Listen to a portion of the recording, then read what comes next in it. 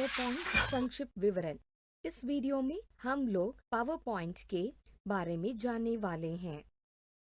Power point professional दिखने वाले slide तैयार करने का सरल, लचीला और शक्तिशाली साधन है। पावर पॉइंट स्लाइड्स को हैंडआउट्स के रूप में आसानी से प्रिंट किया जा सकता है और स्पीकर्स नोट्स जोड़े जा सकते हैं। माइक्रोसॉफ्ट पावर पॉइंट को शुरू करने के लिए start, all programmes, Microsoft office, Microsoft power point 2010। जब पावर पॉइंट 2010 खुल जाता है तब नए प्रेजेंटेशन में पहली स्लाइड के रूप में डिफ़ॉल्ट रूप से एक खाली टाइटल स्लाइड दिखाई देता है। अब उपयोगकर्ता एक प्रेजेंटेशन शुरू कर सकता है। एक खुले स्लाइड के लेआउट को बदलने के लिए होम टैब के नीचे लेआउट बटन पर क्लिक करें।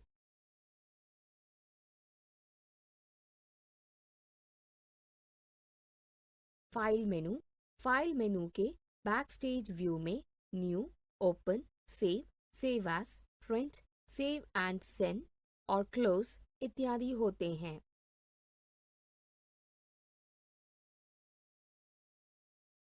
Quick access toolbar file menu के सबसे ऊपरी हिस्से में होता है। इसमें सेव, अनडू और रीडू बटन्स होते हैं।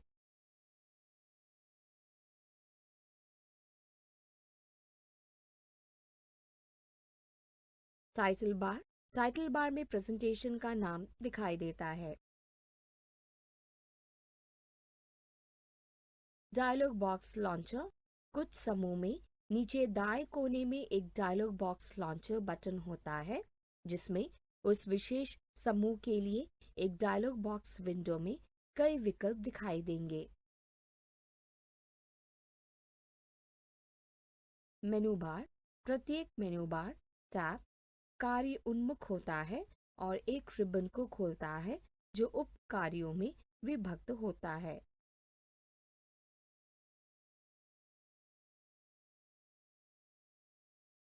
नेविगेशन पेन डिफ़ॉल्ट रूप से यहाँ स्लाइडों के थंबनेल्स दिखाई देते हैं, जिससे एक स्लाइड को जल्दी से एक्सेस करने, स्लाइडों को फिर से व्यवस्थित करने और स्लाइडों को इंसर्टिंग और डिलीटिंग करने में मदद मिलती है। Outline view tab slide thumbnail के बजाय बाईं तरफ आउटलाइन व्यू में स्विच करें।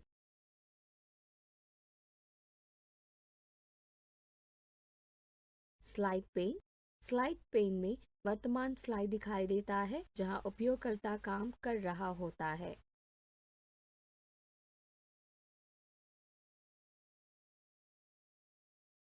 विंडोज कंट्रोल का इस्तेमाल प्रोग्राम विंडो को कंट्रोल करने के लिए किया जाता है।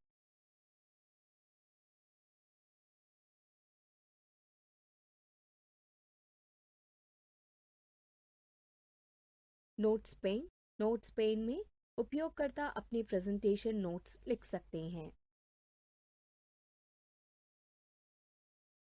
स्टेटस बार में कामकाजी क्षेत्र और व्यूइंग मोड का स्लाइड नंबर दिखाई देता है और यह जूम मैग्निफिकेशन को एडजस्ट करने की अनुमति देता है। एक प्रेजेंटेशन तैयार करना। इस वीडियो में हम लोग एक प्रेजेंटेशन तैयार करने के तरीके के बारे में जानने वाले हैं। एक खाली ब्लैंक प्रेजेंटेशन तैयार करने की प्रक्रिया। एक प्रेजेंटेशन खोलें। फाइल मेनू में न्यू पर क्लिक करें।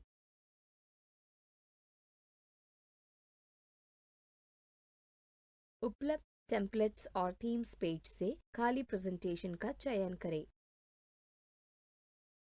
उसके बाद विंडो के बगल में मौजूद क्रिएट बटन पर क्लिक करें। खाली ब्लैंक प्रेजेंटेशन पेज दिखाई देगा। अब उपयोगकर्ता नया प्रेजेंटेशन शुरू कर सकता है। एक टेम्पलेट का इस्तेमाल करके एक प्रेजेंटेशन तैयार करने की प्रक्रिया। फाइल मेनू में न्यू पर क्लिक करें। विंडो के दाईं तरफ उपलब्ध टेम्पलेट्स और थीम्स दिखाई देने लगते हैं। सैम्पल टेम्पलेट्स का चयन करें, उसके बाद ऑप्शन का चयन करें और फिर उनमें से किसी स्लाइड डिज़ाइन का चयन करें। उसके बाद टेम्पलेट्स की मदद से एक नया प्रेजेंटेशन तैयार करने के लिए क्रिएट बटन पर क्लिक करें। अब उपयोगकर्ता बस टेक्स्ट को एडिट करके इस टेम्पलेट का इस्तेमाल कर सकता है। एक प्रेजेंटेशन को सेव करने की प्रक्रिया। इस वीडियो में हम लोग एक प्रेजेंटेशन को सेव करने के तरीके के बारे में जानने वाले हैं। फाइल मेनू पर क्लिक करें और सेव या सेव एज बटन का चयन करें।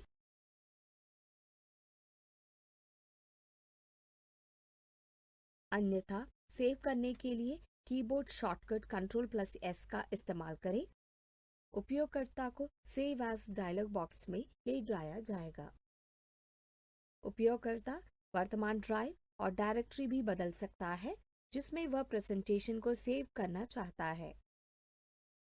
उस स्थान पर पहुंचने के बाद उसमें अपनी फाइल को सेव करने के लिए न्यू फोल्डर विकल्प पर क्लिक करके एक नया फोल्डर बनाएं।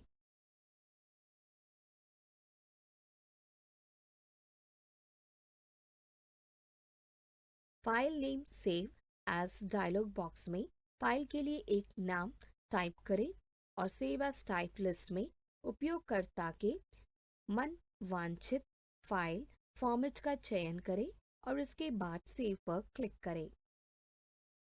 अब स्टेटस बार में सेविंग प्रक्रिया दिखाई देने लगती है। प्रेजेंटेशन में दिखाई देने वाले view.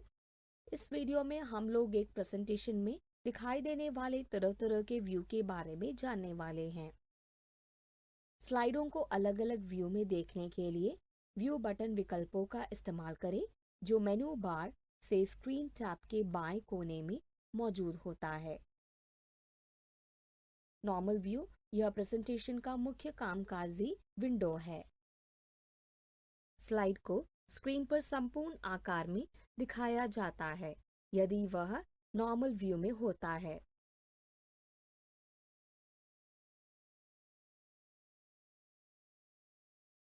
Slide sorter view PowerPoint का एक ऐसा विंडो है जो सभी स्लाइडों के थंबनेल वर्जन को दिखाता है जो क्षैतिज पंक्तियों में व्यवस्थित होते हैं।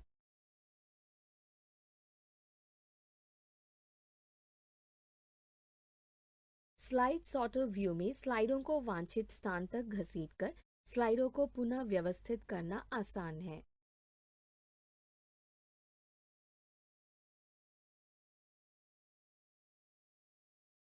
नोट्स पेज व्यू स्लाइड के नीचे दिखाई देने वाले नोट्स के लिए एक क्षेत्र के साथ एक स्लाइड का एक छोटा वर्जन दिखाता है। उपयोगकर्ता प्रत्येक स्लाइड के बारे में नोट्स टाइप करता है और ये नोट्स प्रेजेंटेशन के दौरान स्क्रीन पर दिखाई नहीं देते हैं। प्रत्येक स्लाइड अपनी नोट्स पेज पर बनता है।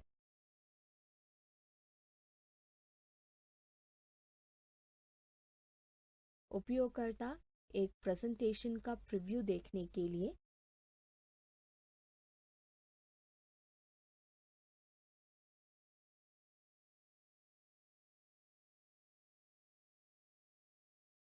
स्लाइडों के साथ काम करने की प्रक्रिया। इस वीडियो में हम लोग स्लाइडों के साथ काम करने के तरीके के बारे में जानने वाले हैं।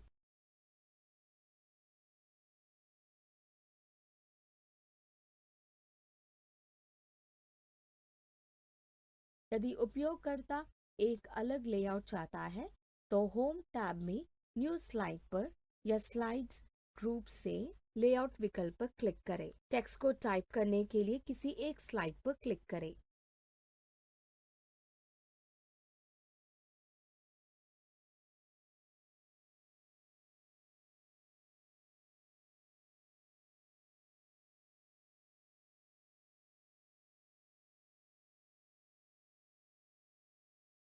एक प्रेजेंटेशन को खोलने के बाद प्रेजेंटेशन विंडो में टाइटल प्लेस होल्डर पर क्लिक करें। कर्सर एक आई बीम में बदल जाएगा। यह पॉइंटर तभी दिखाई देता है जब उपयोगकर्ता टेक्स्ट को एंटर या एडिट करता है। टाइटल टाइप करें।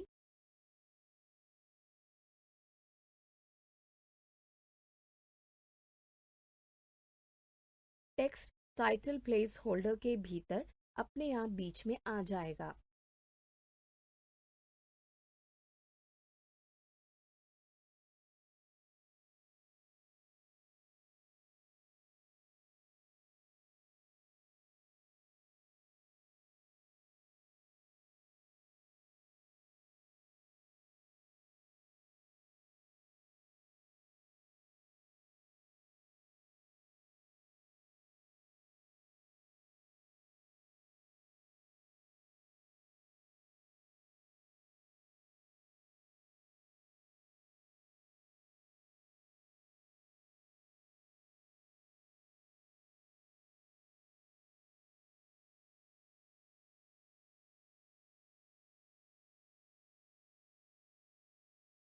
एक प्रेजेंटेशन में एक स्लाइड को जोड़ने के ऐसे कई तरीके हैं।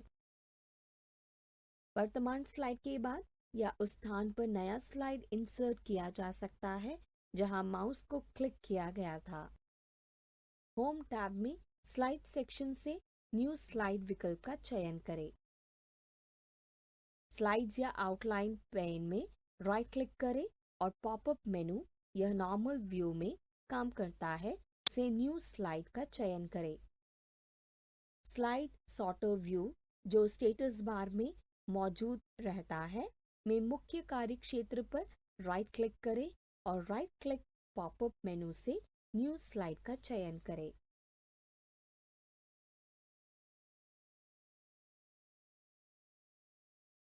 नॉर्मल व्यू में पेन में स्लाइड्स टैब का चयन करें। एक स्लाइड को मूव करने के लिए उस पर क्लिक करें और उसके बाद उसे घसीटकर नए स्थान में ले जाएं। एक से अधिक स्लाइडों का चयन करने के लिए एक स्लाइड पर क्लिक करें और उसके बाद कंट्रोल की को दबाकर पकड़े रहें और उसी समय प्रत्येक अन्य स्लाइड पर क्लिक करें जिन्हें आप मूव करना चाहते हैं। स्लाइड सॉर्टर व्यू में स्थान को बदलने के लिए स्लाइड को घसीटकर अपेक्षित स्थान पर ले जाकर छोड़ दें।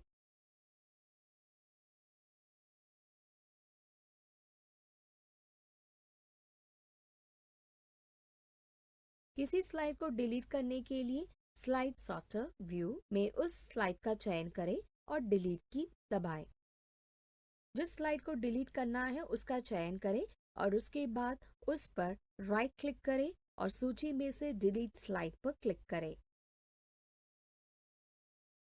किसी स्लाइड को डिलीट करने के लिए स्लाइड सॉर्टर व्यू जो स्टेटस बार में मौजूद रहता है में उस स्लाइड का चयन करें और डिलीट की दबाएं। टेक्स्ट को जोड़ने और फॉर्मेटिंग करने की प्रक्रिया। इस वीडियो में हम लोग टेक्स्ट को जोड़ने और फॉर्मेट करने के तरीके के बारे में जानने वाले हैं।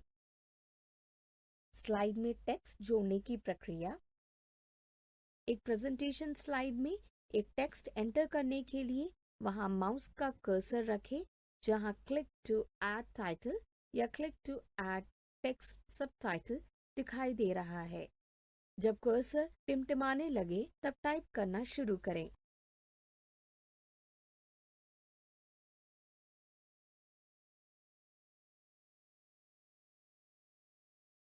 नए टेक्स्ट बॉक्स जोड़ना। इंसर्ट टैब में टेक्स्ट सेक्शन से टेक्स्ट बॉक्स पर क्लिक करें।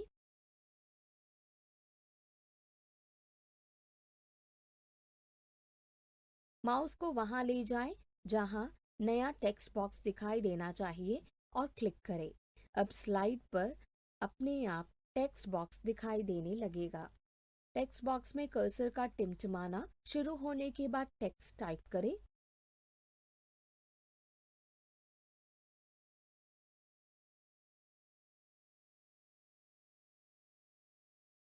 एक टेक्स्ट बॉक्स को मूव करना। एक टेक्स्ट बॉक्स को मूव करने के लिए टेक्स्ट बॉक्स के भीतर एक बार क्लिक करें। टेक्स्ट बॉक्स का आउटलाइन एक स्लाइड लाइन में बदल जाना चाहिए।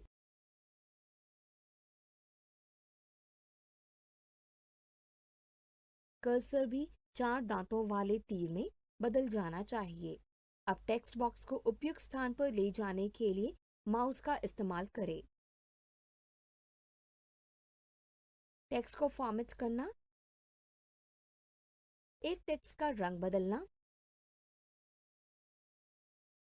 रंग बदलने के लिए टेक्स्ट को चयनित करना पड़ता है।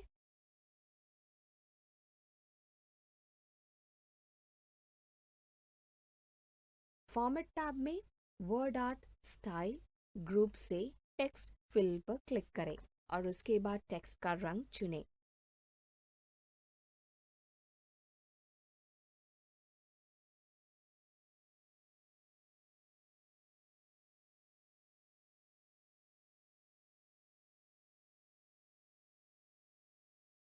यदि उपयोगकर्ता ड्राइंग टूल्स या फॉर्मेट टैब्स को नहीं देख पा रहा है, तो इस बात की जांच करें कि उपयोगकर्ता ने टेक्स्ट बॉक्स को चयनित किया है या नहीं।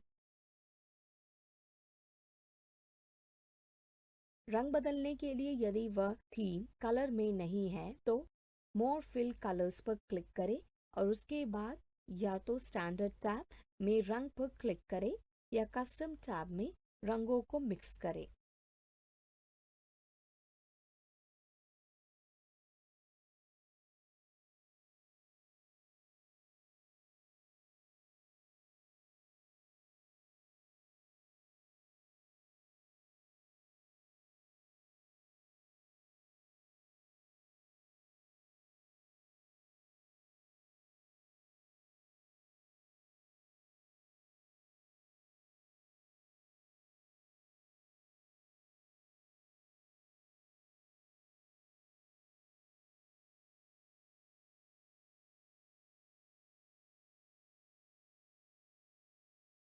आउटलाइन टेक्स्ट रंग। टेक्स्ट का आउटलाइन बदलने के लिए फॉर्मेट टैब में टेक्स्ट आउटलाइन विकल्प पर क्लिक करें और टेक्स्ट के लिए आउटलाइन कलर का चयन करें।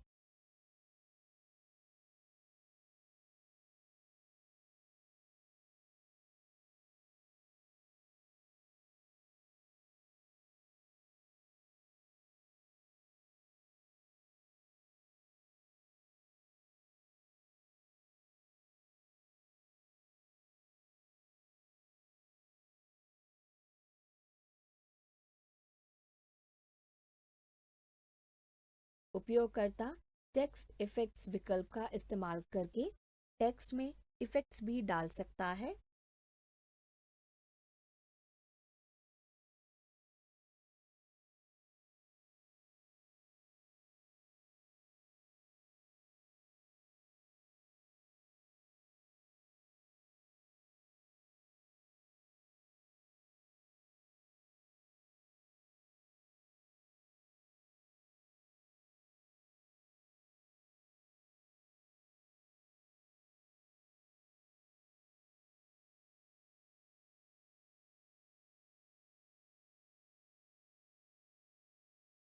वर्ड आर्ट का इस्तेमाल प्रेजेंटेशन में एक विजुअल इफेक्ट डालने के लिए किया जाता है।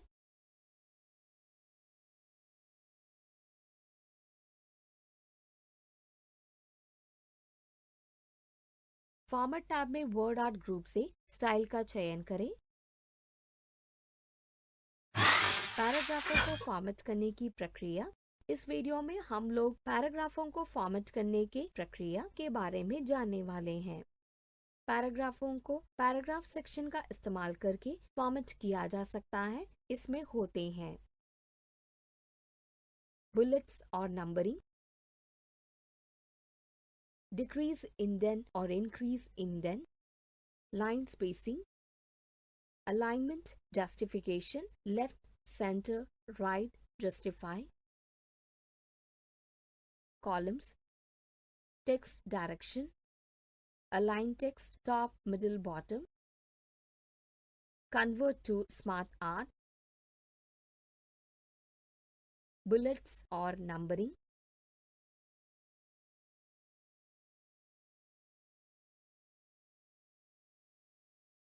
उपयोगकर्ता होम टैब से बुलेट्स और नंबरिंग विकल्प का इस्तेमाल करके चयनित टेक्स्ट में नंबर्स या बुलेट्स डाल सकते हैं।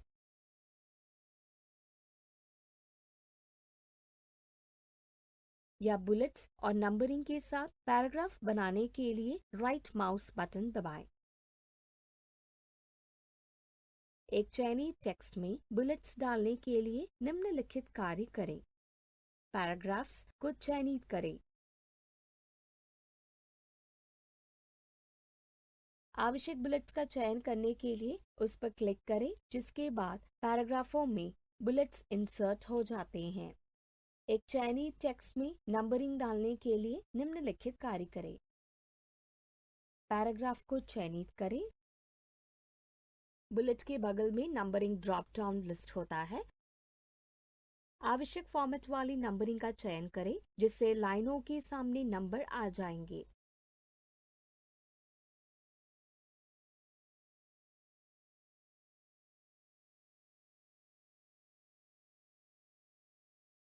डिक्रीज इंडेंट और increase indent.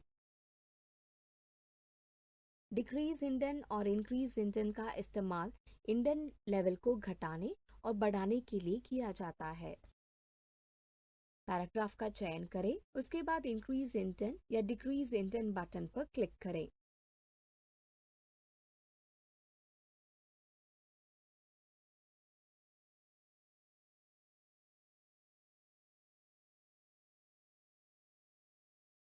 Line spacing. Line spacing button में एक नीले रंग का ऊर्ध्वगामी तीर और एक नीले रंग का अधोगामी तीर होता है। एक वाक्य को चयनित करें जिसमें 2 लाइन हो। लाइन स्पेसिंग बटन पर क्लिक करें। लाइनों के बीच आवश्यक खाली जगह का चयन करें।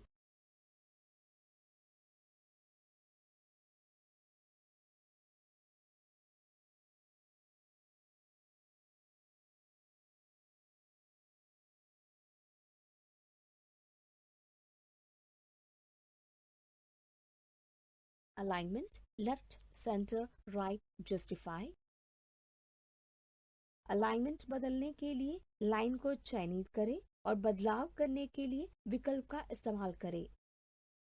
टेक्स्ट को बाईं तरफ संरेखित करने के लिए लेफ्ट अलाइन बटन का इस्तेमाल करें या Ctrl+L दबाएं।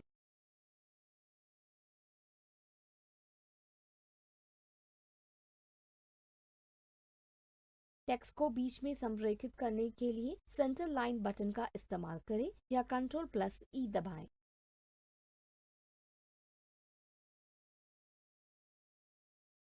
टेक्स्ट को दाईं तरफ संरेखित करने के लिए राइट अलाइन बटन का इस्तेमाल करें या Ctrl+R दबाएं।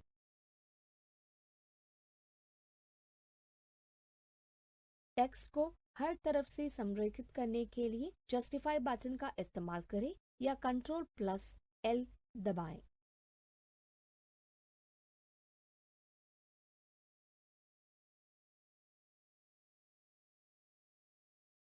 कॉलम्स।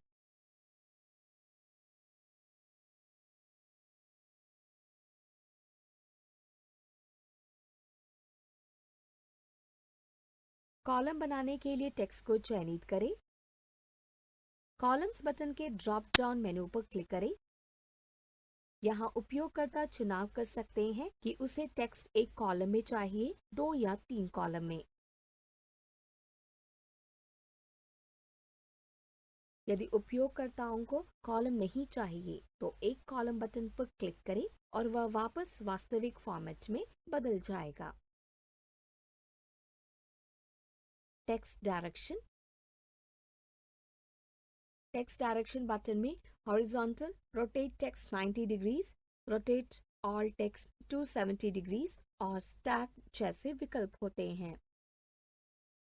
इस बटन पर क्लिक करें और यह एक ड्रॉप डाउन मेनू लेकर आएगा जहां से उपयोगकर्ता टेक्स्ट की दिशा चुन सकता है। निचले हिस्से में मोर ऑप्शन से टेक्स्ट को और ज्यादा कस्टमाइज करने के लिए फॉर्मेट टेक्स्ट इफेक्ट्स विंडो खुल जाएगा।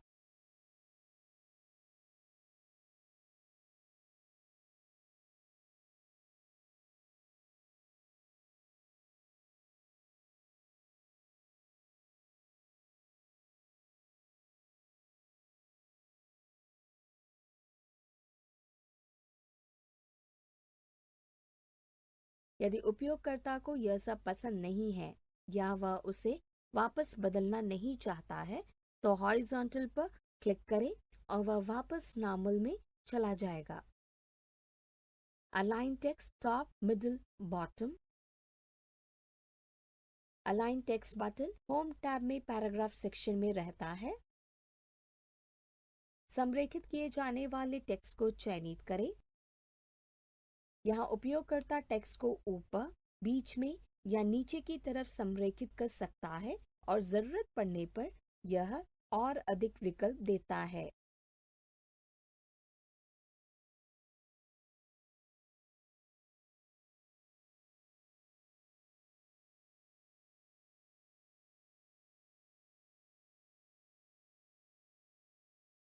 Convert to smart art. Home tab के पैराग्राफ सेक्शन का अंतिम बटन है convert to smart art. Align text icon पर क्लिक करें और यह एक ड्रॉप डाउन मेनू लेकर आएगा। Convert to smart art button PowerPoint स्लाइडों के लिए एक अलग लुक का निर्माण करने के लिए और अधिक विकल्प देगा।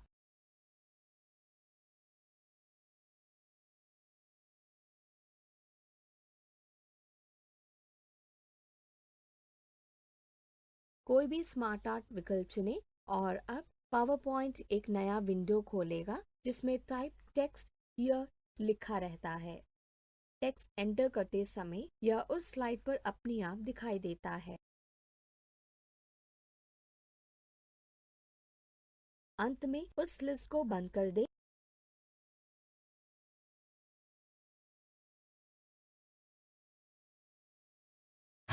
स्पेलिंग की जांच करने और उसे ठीक करने की प्रक्रिया। इस वीडियो में हम लोग स्पेलिंग की जांच करने और उसे ठीक करने के तरीके के बारे में जानने वाले हैं।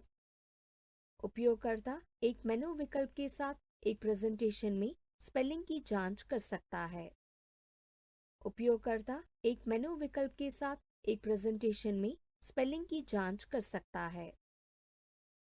कोई शब्द टाइप करते समय गलत स्पेलिंग वाले शब्द और व्याकरण की दृष्टि से गलत शब्द के नीचे लाल या हरे रंग की एक लाइन आ जाती है।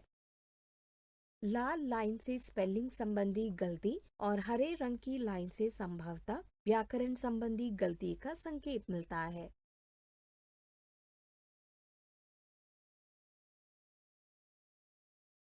रेखांकित शब्द की स्पेलिंग को ठीक करने के लिए निम्नलिखित कार्य करें। क्विक एक्सेस टूलबार में स्पेलिंग विकल्प का चयन करें या F7 की दबाएं, जिससे स्पेलिंग डायलॉग बॉक्स दिखाई देता है जैसा कि आकृति 6.32 में दिखाई दे रहा है।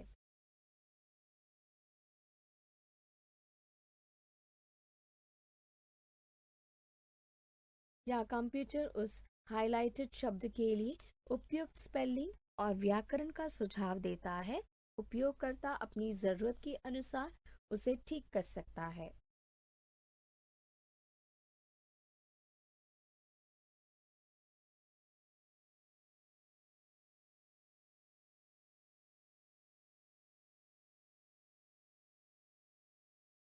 फाइल मेनू पर क्लिक करें। मेनू के निचले हिस्से में ऑप्शंस पर क्लिक करें। यह पावरपॉइंट ऑप्शंस डायलॉग बॉक्स में ले जाएगा जहां प्रूफिंग पर क्लिक करें। पावरपॉइंट में स्पेलिंग ठीक करते समय check spelling as you type या यूज कंटेक्चुअल स्पेलिंग या hide spelling errors check box का चयन करें या चयन हटाएं।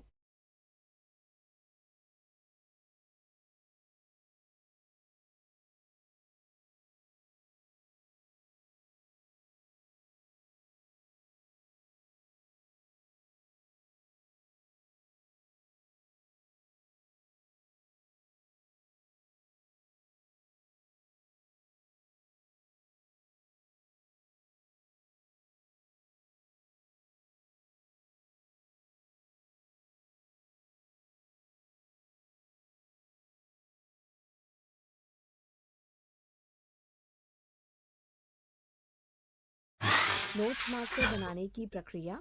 इस वीडियो में हम लोग नोट्स मास्टर और हैंडआउट्स बनाने के तरीके के बारे में जानने वाले हैं।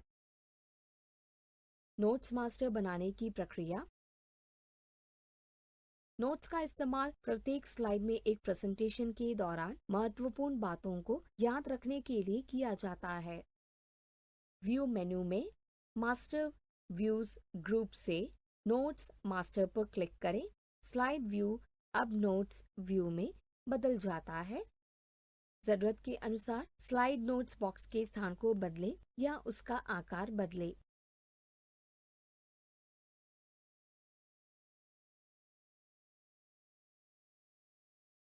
उपयोगकर्ता नोट्स मास्टर में अपनी इच्छा अनुसार अन्य चीजें जोड़ सकता है, जैसे टेक्स्ट, आर्ट, हेडर या फुटर, तारीख, समय या पेज नंबर।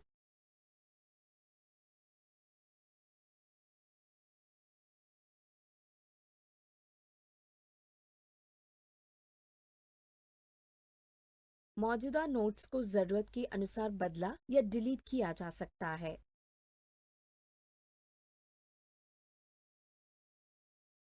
उसके बाद क्लोज मास्टर व्यू बटन पर क्लिक करें। अब नोट्स स्लाइड में जुड़ जाते हैं।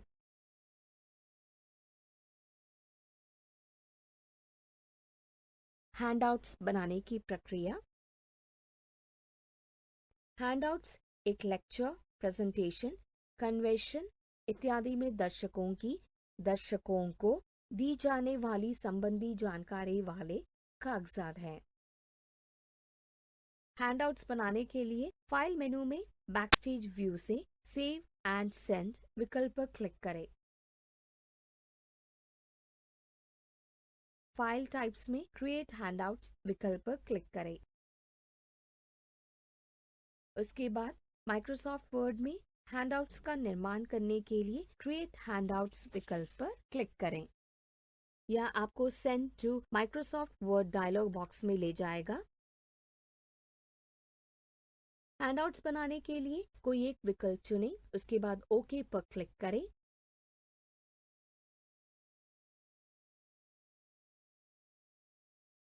अब नोट्स के साथ सभी स्लाइड माइक्रोसॉफ्ट वर्ड में चले जाते हैं। उपयोगकर्ता यहाँ नोट्स भी जोड़ सकते हैं।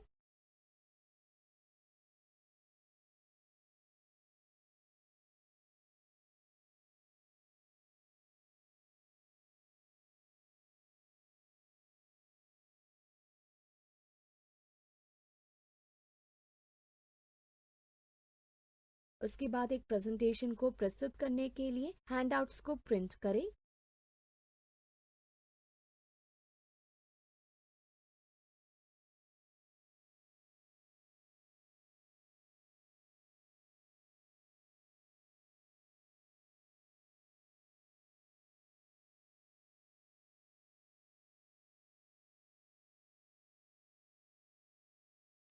Drawing objects.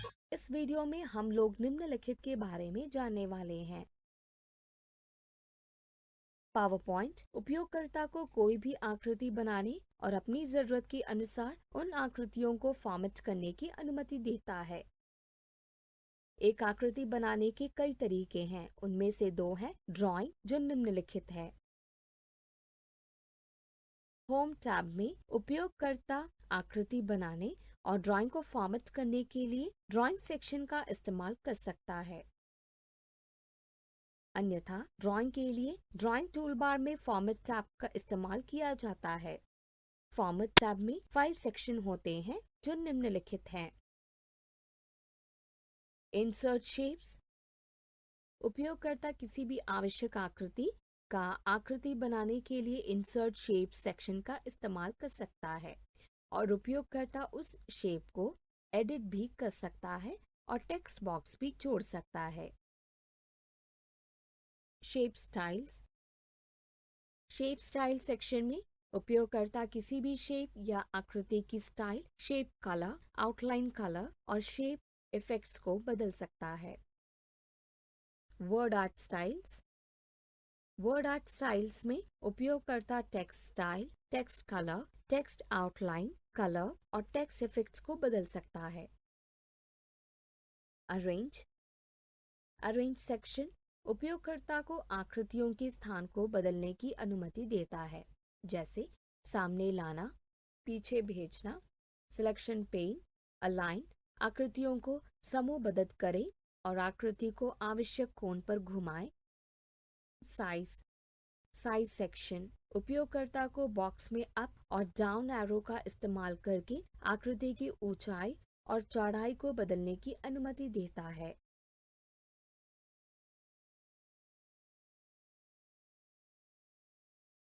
एक आकृति चुनें और उसे स्लाइड पर ड्रैग करें।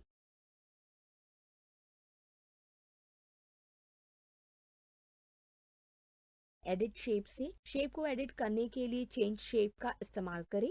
उसके बाद एडिट पॉइंट पर क्लिक करके महत्वपूर्ण बदलाव करें।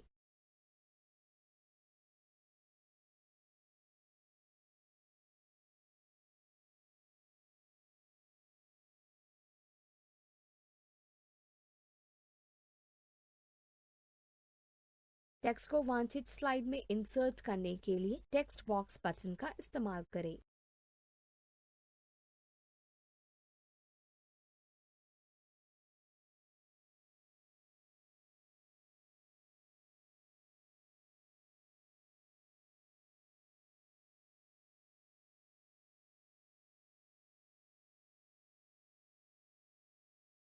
मोर स्टाइल विकल्प को दिखाने के लिए शेप स्टाइल्स ग्रुप में मोर ड्रॉप डाउन एरो पर क्लिक करें। वांछित स्टाइल का चयन करें।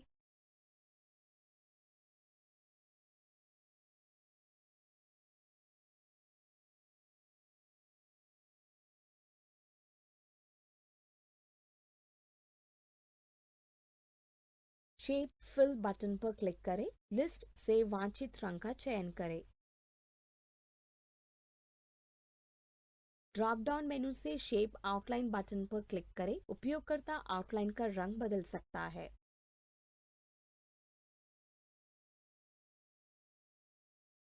शेप इफेक्ट्स बटन पर क्लिक करें। स्लाइड में शैडो इफेक्ट का प्रीव्यू देखने के लिए विकल्पों पर माउस ले जाएं।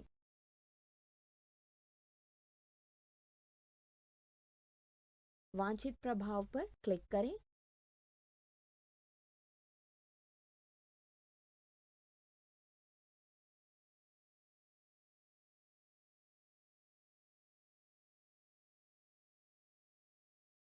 वर्ड आर्ट स्टाइल्स ग्रुप में मोर ड्रॉप डाउन एरो पर क्लिक करें। वांछित टेक्स्ट में स्टाइल को लागू करने के लिए वांछित स्टाइल प्रीसेट का चयन करें।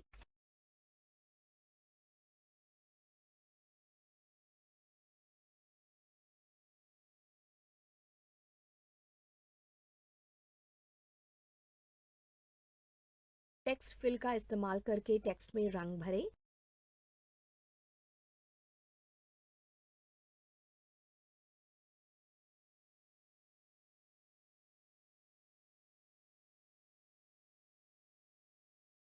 टेक्स्ट आउटलाइन का इस्तेमाल टेक्स्ट का आउटलाइन बनाने के लिए किया जाता है।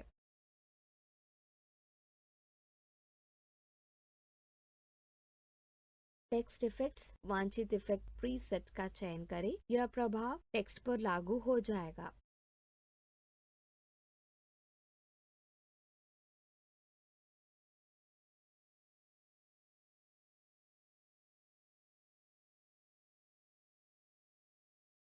ऑब्जेक्ट के क्रम में एक स्तर एक परिवर्तन करने के लिए ब्रिंग फॉरवर्ड या send backward button.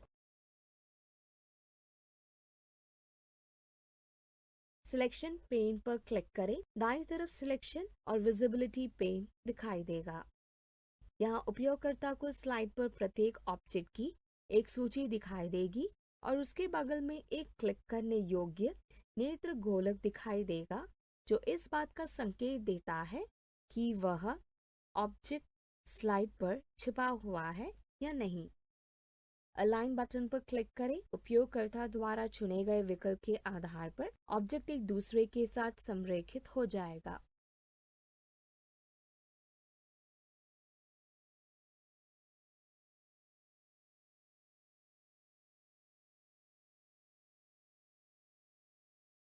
Group button पर क्लिक करें और ग्रुप का चयन करें। चयनित ऑब्जेक्ट्स अब समूहबद्ध हो जाएंगे।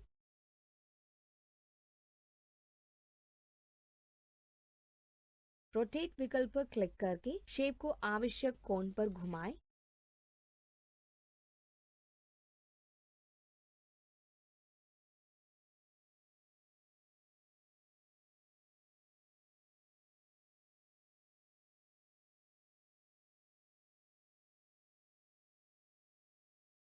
साइज ग्रुप में ऊंचाई और चौड़ाई की माप दर्ज करें जिन्हें उपयोगकर्ता शेप या टेक्स्ट बॉक्स या वर्ड आर्ट को रीसाइज करना चाहता है।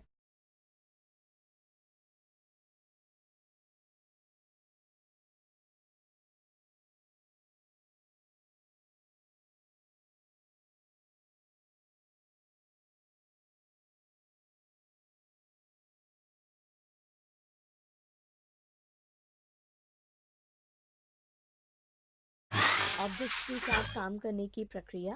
इस वीडियो में हम लोग निम्नलिखित के बारे में जानने वाले हैं।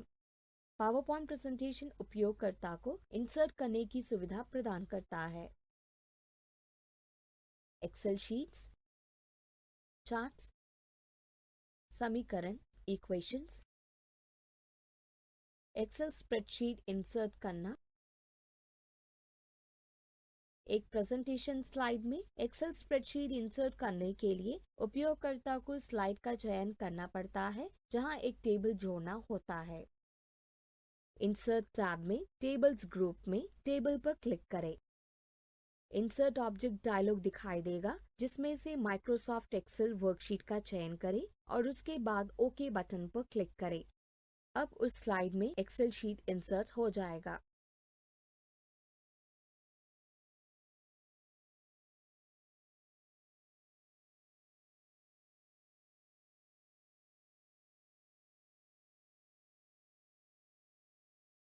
एक्सेल चार्ट इंसर्ट करना।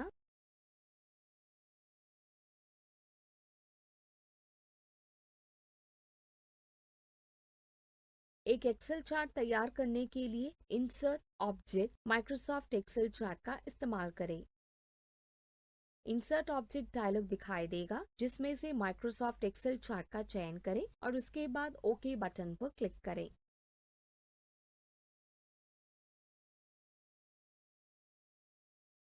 अब उस स्लाइड में एक्सेल चार्ट इंसर्ट हो जाएगा।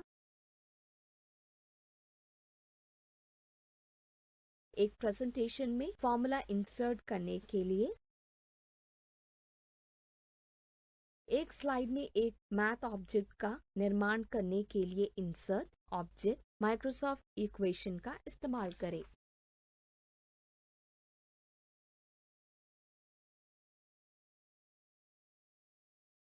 उपयोगकर्ता इक्वेशन एडिटर विंडो में जाएगा, वांछित फॉर्मूला टाइप करेगा, उसके बाद विंडो को बंद करेगा।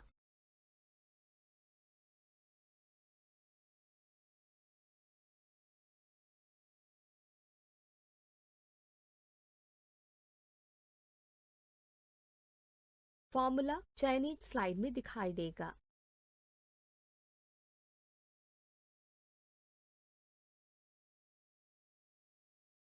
क्लिप आर्ट इंसर्ट करने की प्रक्रिया।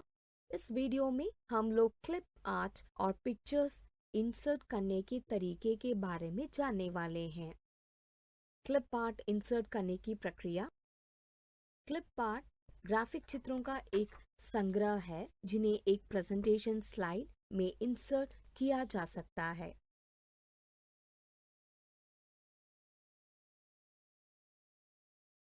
एक स्लाइड में क्लिप आर्ट इंसर्ट करने के लिए इंसर्ट टैब से इमेज ग्रुप में क्लिप आर्ट बटन पर क्लिक करें।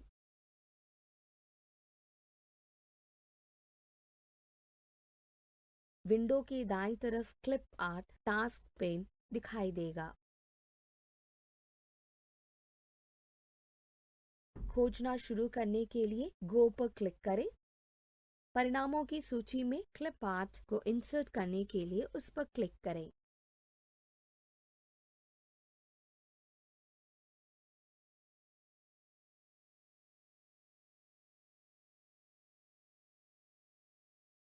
पिक्चर इंसर्ट करने की प्रक्रिया।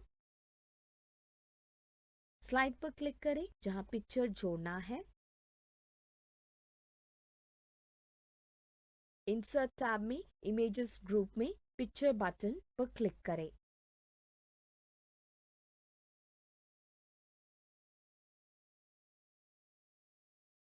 यह उपयोगकर्ता को इंसर्ट पिक्चर डायलॉग बॉक्स में ले जाएगा, जहां से उपयोगकर्ता इंसर्ट करने के लिए आवश्यक चित्रों का चयन कर सकता है।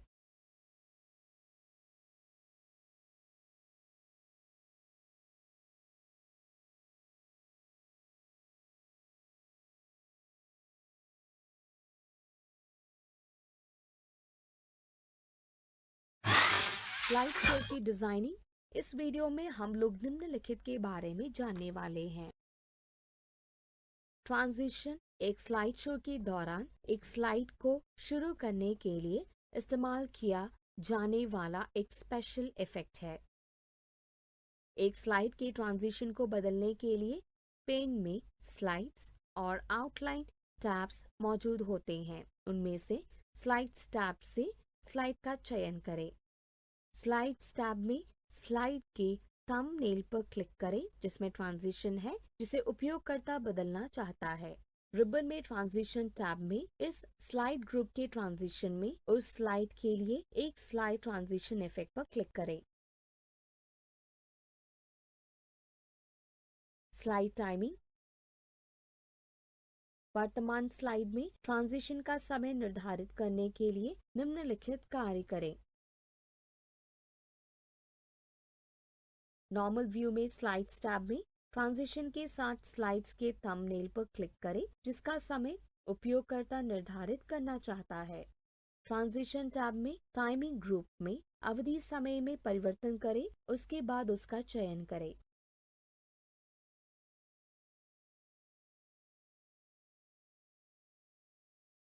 अब यह चयनित अवधि के साथ दिखाई देता है।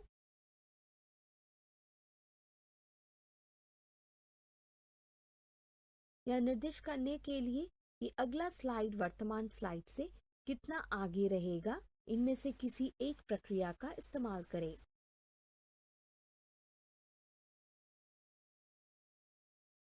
स्लाइड को आगे रखने के लिए माउस पर क्लिक करें। ट्रांजिशन टैब में transition to this slide group में ऑन माउस का चयन करें। एडवांस स्लाइड में चेक बॉक्स पर क्लिक करें। यह निर्दिष्ट करने के लिए कि अगला स्लाइड वर्तमान स्लाइड से कितना आगे रहेगा, इनमें से किसी एक प्रक्रिया का इस्तेमाल करें।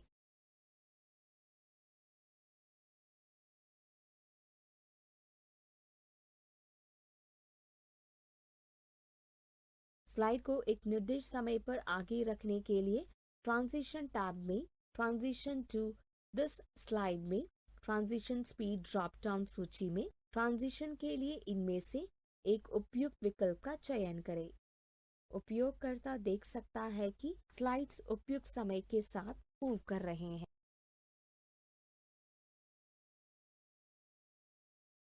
एक स्लाइड शो को चलाने की प्रक्रिया।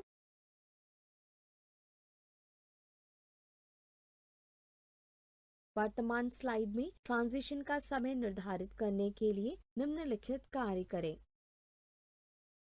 स्लाइड शो शुरू से का चयन करें।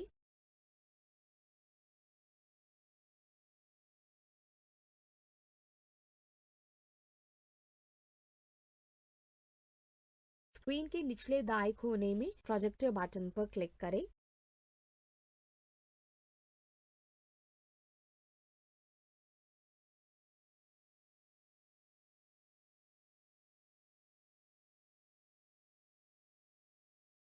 स्लाइड शो को चलाने के लिए F5 की दबाएं।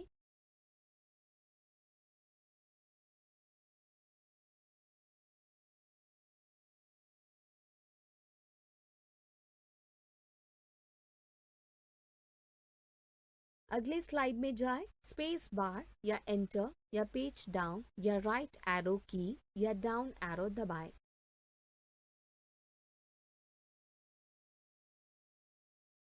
पिछले स्लाइड में जाएं। बैकस्पेस या पेज अप या लेफ्ट एरो की या अप एरो दबाएं। किसी भी समय एस्केप या ऑल्ट प्लस F4 दबाएं।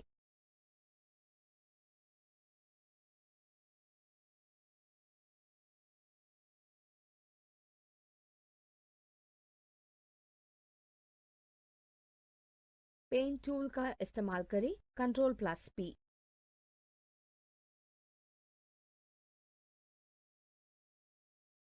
इरेज पेन, E दबाएं। पॉइंटर को छुपाएं, A दबाएं।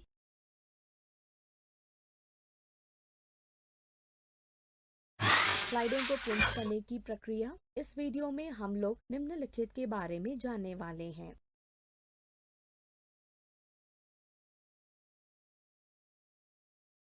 फाइल टैब में प्रिंट विकल्प पर क्लिक करें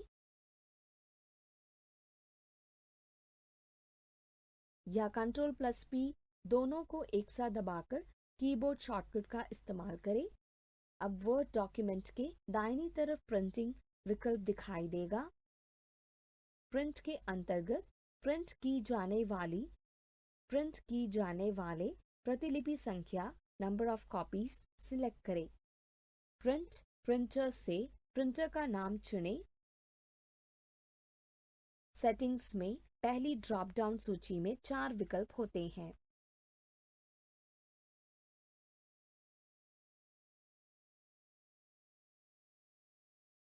प्रिंट ऑल स्लाइड्स, सभी स्लाइडों को प्रिंट करने के लिए। प्रिंट सिलेक्शन, सिलेक्टेड पेज को प्रिंट करने के लिए।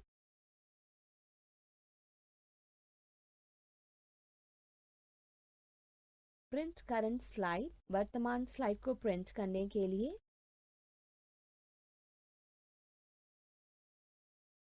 कस्टम रेंज, सिर्फ निर्दिष्ट स्लाइडों को प्रिंट करने के लिए। टेक्स्ट बॉक्स में पेज नंबर द्वारा पेज निर्धारित किए जा सकते हैं। सारे परिवर्तन करने के बाद प्रिंट आउट लेने के लिए अंत में प्रिंट बटन पर क्लिक करें।